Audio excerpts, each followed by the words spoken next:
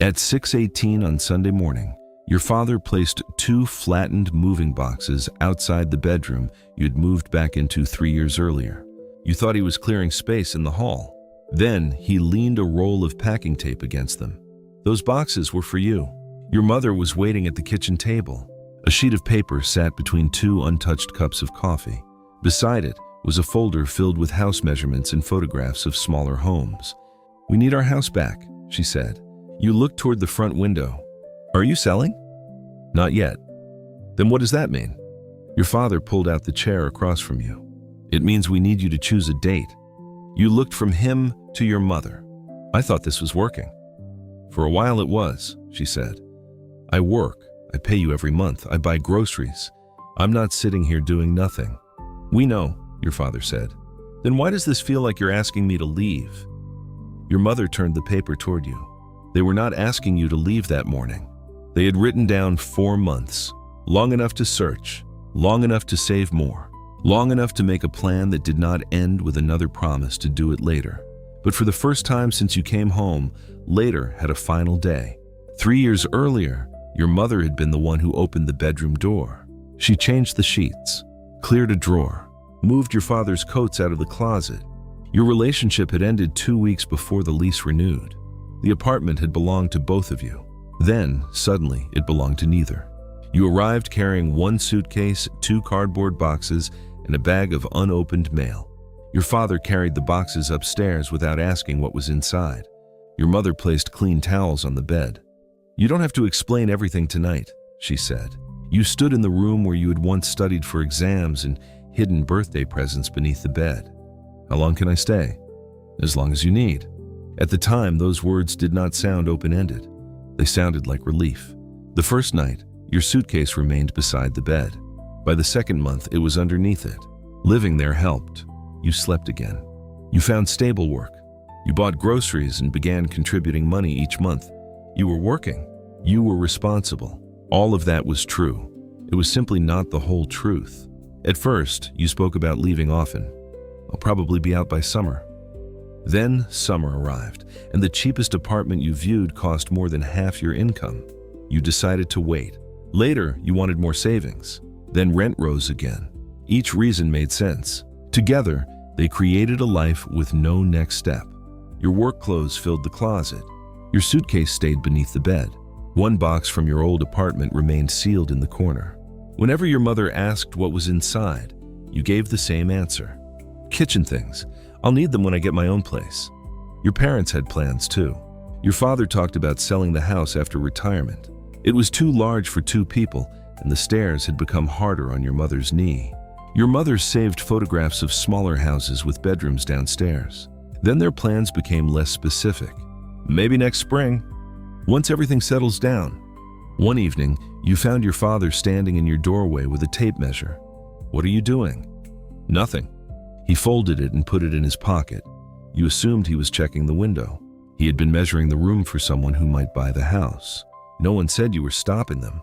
No one asked whether the arrangement still worked. 3 years passed through politeness. Now, the 4-month plan sat on the kitchen table. You picked it up. There were dates for saving, viewings, and moving. The details made you feel cornered. "This is already decided." "The date is," your father said. "The rest isn't." "I can pay more." "We're not asking for more money." "Then give me until I have 6 months of expenses saved." "When will that be?" he asked.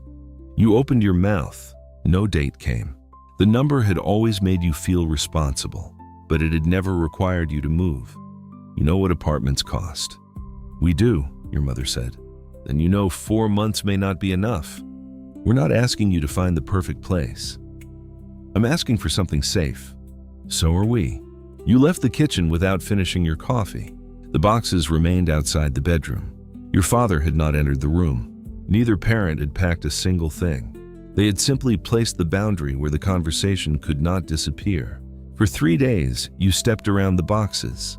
On Wednesday, you came home early. The folder from Sunday was still on the dining table.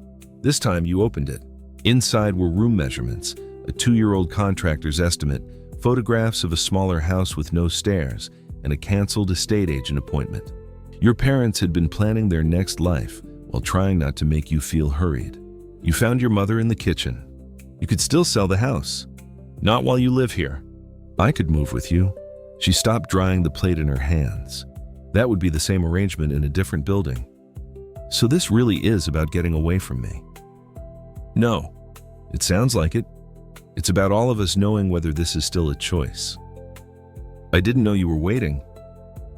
We didn't know how to tell you without making it sound like you didn't belong. You could have asked.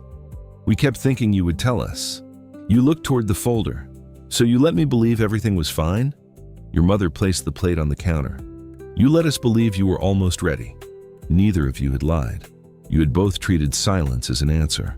Upstairs, the boxes no longer looked like an eviction. They looked like the first answer no one could quietly postpone. Inside the room, your childhood lamp still stood beside the bed. Your old height marks remained on the doorframe. Your work clothes filled the closet. The sealed box sat in the corner. You opened it. 4 plates, 2 mugs, a small frying pan, a wooden spoon, things chosen for a kitchen you no longer had. You had kept them packed because opening them in your parents' house would mean admitting you had settled. But you had stopped searching seriously enough to give them somewhere else to go. You sat beside the open box. You had spent 3 years calling the arrangement temporary. Your parents had spent 3 years afraid that asking when it would end might sound like asking whether you still belonged. The next morning, you returned to the kitchen. "Do you want me gone?" you asked. Your mother shook her head. "We want you moving." "I have been moving." "You recovered," your father said. Then all 3 of us started living as if the emergency was still happening. "I didn't ask you to stop your lives." "We know." "Then why didn't you keep making your plans?" Your mother answered quietly. "Because every plan began with the same question." "What question?" "What happens to you?" They had opened the door so you could recover. Somewhere along the way, all 3 of you began living inside the emergency.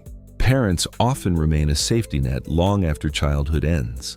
That support can make recovery possible after a breakup, lost work, or financial shock. But support has to change when the crisis has passed. At some point, protecting someone from every risk can begin to delay the next workable step. Living together was not automatically the problem. For many families, it is a practical and deeply chosen way of life. The problem was that your family was still organized around an emergency none of you believed was happening anymore. You sat down. 4 months? 4 months, your father said. What happens if I don't find anything? You keep looking. And if I can't afford the kind of place I had before? Your mother looked toward the open kitchen box near the stairs. Then your first place does not have to look like your last one. You moved a fixed amount into savings each payday. You widened the search to neighborhoods farther from work. You stopped browsing apartments you could never afford and calling it preparation. Your parents offered to attend viewings and lend you the car on moving day. They did not offer to choose the apartment. The first application failed. Someone else offered a larger deposit. You closed the email. Maybe this is a sign I should wait. Your father looked up. It's a sign you apply for another one. The next affordable apartment was smaller than your bedroom. Its kitchen had 1 narrow counter and the window faced a brick wall. This is all I can afford? Your mother did not call it perfect. She opened the cupboard beneath the sink. It is enough to begin. You applied. 2 weeks later, the landlord accepted. During the 3rd month, you accused your parents of caring more about the house than your financial security. They did not withdraw the date. They helped you pack anyway. They kept loving you without turning love into another extension. On the final night, you sat on the bedroom floor. The shelves were gone. Your suitcase stood beside the door again. For 3 years, that room had held you while your life became stable. Leaving it hurt. That did not mean leaving was wrong. The next morning, your father carried the kitchen box downstairs. Your mother wrapped the childhood lamp in a blanket. No one gave a speech. At the new apartment, the mattress arrived before the bed frame. The table came from a second-hand shop. The kitchen counter was barely wide enough for the 4 plates you had finally unpacked. Your parents stayed long enough to help arrange the boxes. Then they left. For the first time in 3 years, you closed a door that belonged to a life you had chosen. A few weeks later, you returned to help paint the old bedroom. The house had not sold yet.